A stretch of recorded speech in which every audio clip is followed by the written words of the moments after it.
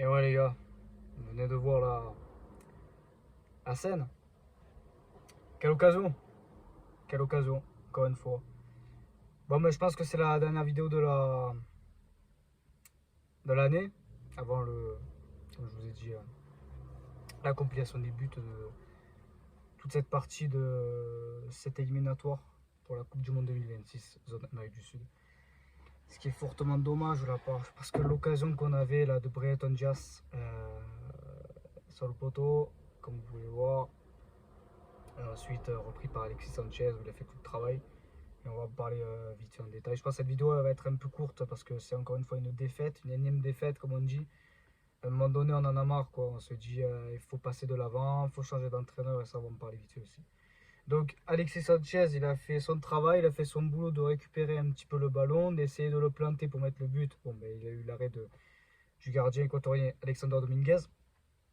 Et ensuite, il y a eu une reprise de je sais plus qui a été contré par un défenseur équatorien. Donc franchement, ça a été un match très compliqué. Compliqué en plus à digérer parce qu'encore une fois, on perd. Bon, mais ça, on perd des points bêtement. Mais ça, j'ai envie de dire surtout pour le match dernier. On perd des points bêtement, surtout contre le Paraguay. Contre le Paraguay, c'était une formalité parce on jouait chez nous. On devait les battre. C'était une formalité de les battre avec les Paraguayens parce que surtout, je les sens encore plus faibles qu'avec Skeleto. Le Paraguay de Garnero sont beaucoup moins performants que ceux de Berizzo ou de Skeleto. Donc les gars, à un moment donné, perdre des points bêtement, ça commence à me saouler quoi. On perd 2 points bêtement. Là en tout, j'ai compté, j'ai calculé, on a dû perdre au moins 4-5 points faciles bêtement quoi. Franchement, on devrait être, au lieu d'être à 5 points, et 8ème, on devrait être 6ème avec au moins 8-9 points.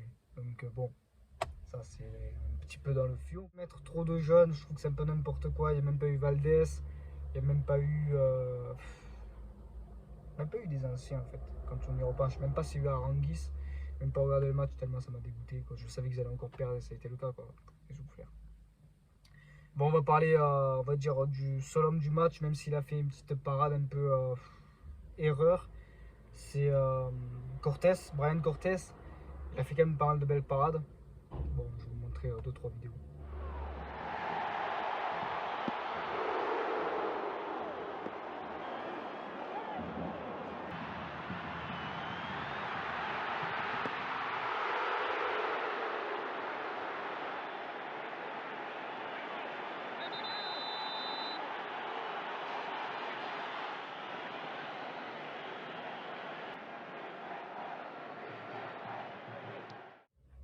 Voilà, ça a été plutôt pas mal. Il a fait 2-3 arrêts plutôt sympathiques. Mais clairement, c'est dommage pour ce match. Franchement, qu'on ait perdu 1-0. On aurait pu franchement avoir le point du nul si on n'aurait pas fait ce petit poteau de la tête de Brereton Diaz.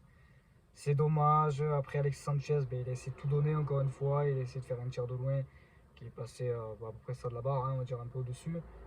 Dominguez, il aurait pu l'arrêter. Il était à 2 doigts d'arrêter, mais bon, vu qu'il a vu que ça passait au-dessus, ça servait strictement à rien de pouvoir l'arrêter.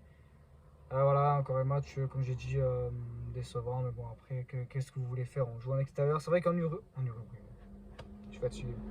C'est vrai que en Équateur, c'est assez compliqué quoi, de jouer là-bas. C'est vrai qu'on joue en hauteur, à Quito, et pas à Guayaquil, à Quito. C'est vrai que c'est compliqué. On a toujours eu des performances assez compliquées face à l'Équateur. L'Équateur, c'est une équipe qui joue quand même aussi. C'est un peu comme le Paraguay, mais c'est pas un classico encore une fois. Pour moi, le classico de l'Équateur, c'est contre. Il a fait du bruit. Le classico contre l'Équateur, c'est la Colombie ou le Venezuela. Mais encore une fois, c'est un match qui est dommage. Match qui est dommage. On aurait pu prendre encore par miracle un point. Mais bon, ça va. Ça n'a pas été catastrophique. Brereton Diaz, le seul truc que je regrette par rapport à ce joueur, sur ce match surtout, c'est qu'il ait encore fait une frappe sur un défenseur. Mais frère, arrête de faire des frappes sur les défenseurs à un moment donné. Essaye de faire une passe constructive ou essaye de, hop là, faire un petit tacle.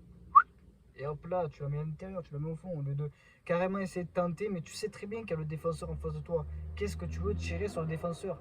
Qu'est-ce que tu veux tirer sur le défenseur? À un moment donné, moi ça commence à me déplaire. Moi ça me gonfle. Donc voilà, vous pouvez voir, hein, on est encore 8ème sur ce classement. Bon, à part le Brésil, ils sont dans la mierda, comme on dit. Euh,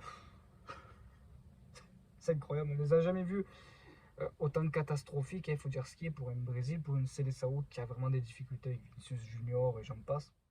Sinon, j'avais pas grand chose à dire, sinon, encore une fois, comme je dis, une défaite, mais j'espère que le prochain match, on va tout donner. Alors, je sais plus, parce que les dates sont assez loin maintenant, c'est en septembre 2024, si je ne me trompe pas. Bon, on va se revoir pour la Copa América. On aura quand même une vidéo à faire d'ici, je pense, 2024. Malgré la défaite, on reste quand même des bons supporters et j'aime beaucoup ce pays et cette sélection. C'est une sélection de cœur, bien sûr. Gracias a Dios por todos por la vida.